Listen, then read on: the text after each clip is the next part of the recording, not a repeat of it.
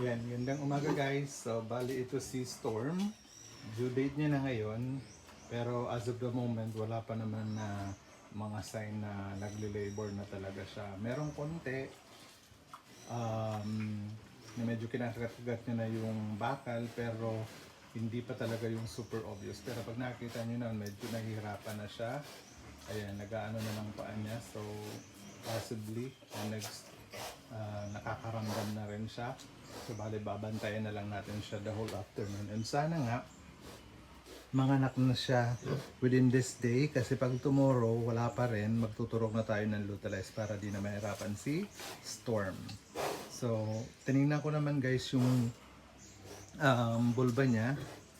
Sobrang namagana and mapula. Ayan, as you can see. Ito. Yan siya. Yan.